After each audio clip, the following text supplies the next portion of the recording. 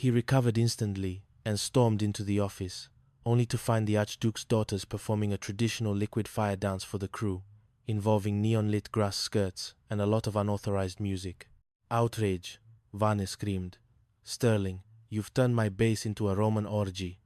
High Commissioner Kincaid is on his way over in a jeep right now." Jax's eyes went wide. "Iron Joe? Here? Now?" "Yes," Vane cackled. "And when he sees these girls and this chaos, you'll be in the brig for 100 years. Jax turned to his crew. Chapter 4. The Laughing Gas Incident. The arrival of High Commissioner Kincaid was as pleasant as a shark attack in a bathtub. He was a man made of granite and bad intentions. "Governor Vane," Kincaid growled, looking at Vane's suspiciously healthy face. "I thought you were at death's door." "A miraculous recovery, sir." "Driven by my devotion to duty," Vane lied, sweating. "But sir, you must see the air raid shelter. There are hula girls, sir. Sterling has been hiding women in the bunkers." Kincaid marched to the shelter. "He thinks he sees girls everywhere. Hallucinations?" Kincaid looked at Vane. "I am not hallucinating. Open the door," Vane roared. The door swung open. Inside, there were no hula girls. There were only Pringle and a few crew members, frantically polishing old artillery shells. "Just doing a surprise maintenance check, sir." Pringle saluted, his glasses fogging up. Vane was livid. He knew Sterling had moved them. "They were here, I swear it. And in the laundry shack, too. Fane one, il est satam now." The group moved to the laundry shack. Vane burst in, expecting to find the Archduke's daughters. Instead, he found a confused-looking robot and a pile of clean uniforms. Kincaid turned to Vane. "Governor, perhaps you should return to the hospital. You're starting to sound like a man who's been spending too much time in the sun." Vane was desperate. He decided to call a fitness board hearing for Jax, Sterling, and Pringle. He needed to prove they were incompetent. "Once and for all. We'll see who's crazy," Vane muttered. The crew of the Misty Rover knew they needed a way to soften Vane up for the hearing. Gully had found a tank of medical-grade nitrous oxide, laughing gas, at the dental clinic. "If we can just get Vane to inhale a little of this during the hearing," Jax whispered to the crew, "he'll be so happy he'll promote us all." The day of the hearing arrived. The board was headed by Admiral Shoemaker, a man even grumpier than Kincaid. "Let the record show," Vane began, his voice shaking with anticipation, "that Captain Sterling and Lieutenant Pringle are unfit for command. They are scoundrels, thieves, and..." Suddenly, a faint hissing sound filled the room. The crew had rigged the ventilation system. Jack Sterling leaned back. "Governor, why so serious?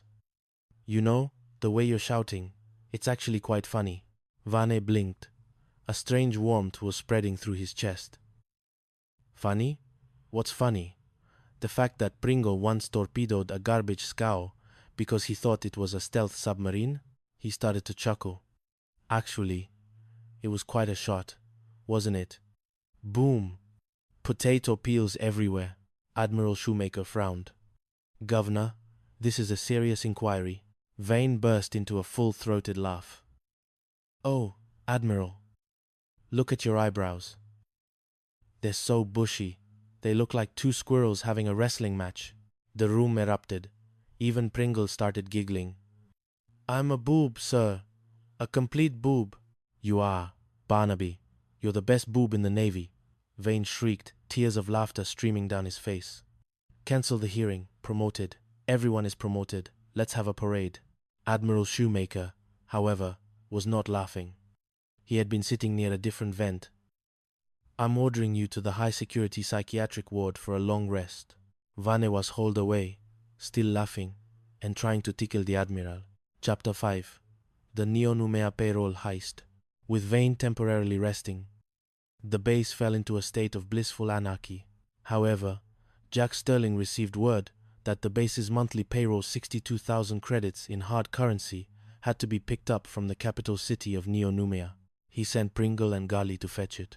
Don't lose it, Barnaby, Jack warned. That money is the only thing keeping the garrison from mutinying. You can count on me, Skip.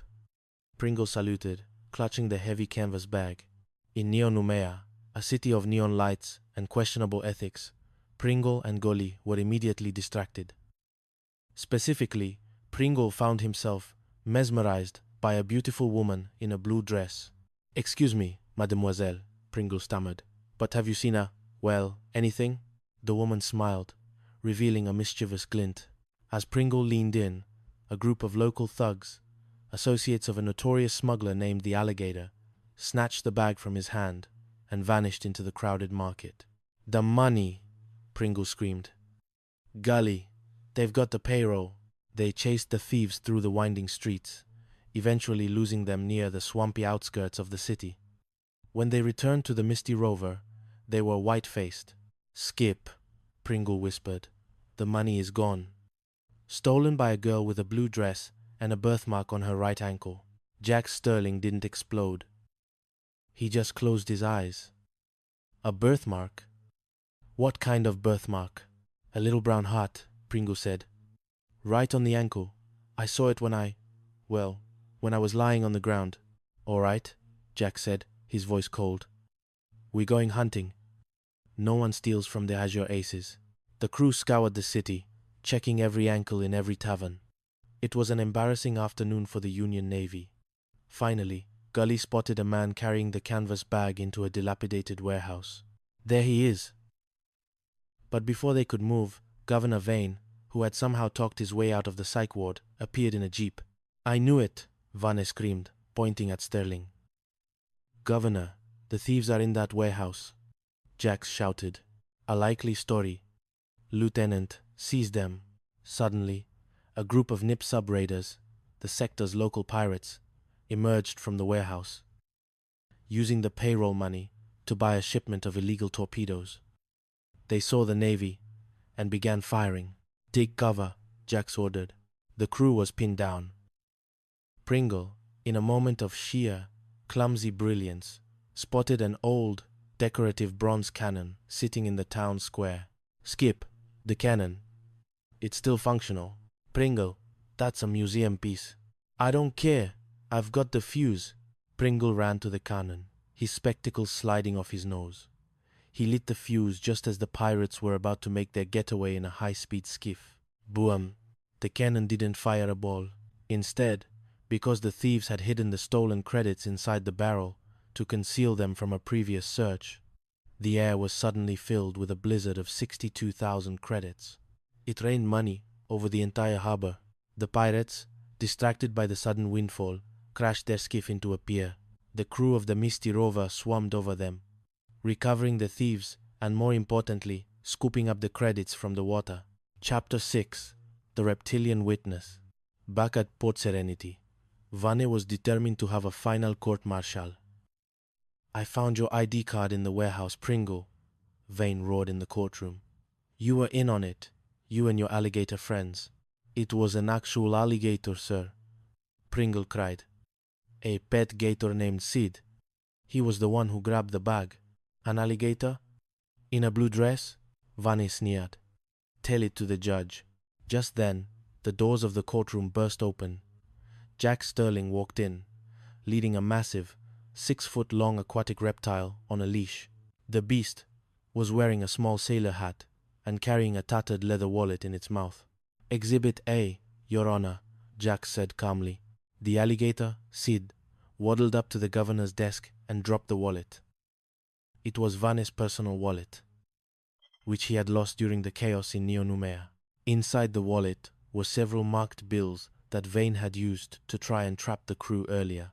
"Governor," the judge advocate said, looking at the bills, "it seems your own currency was found in the possession of a known reptilian smuggler.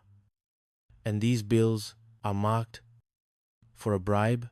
Vane's eyes bulged. I can explain. The gator, he framed me. The defense rests." Jack Sterling smiled, leaning against the doorframe. As Vane was led away for the final time, screaming about scaly conspiracies, Jack Sterling turned to his crew. "Well, boys," he said, looking out at the shimmering blue.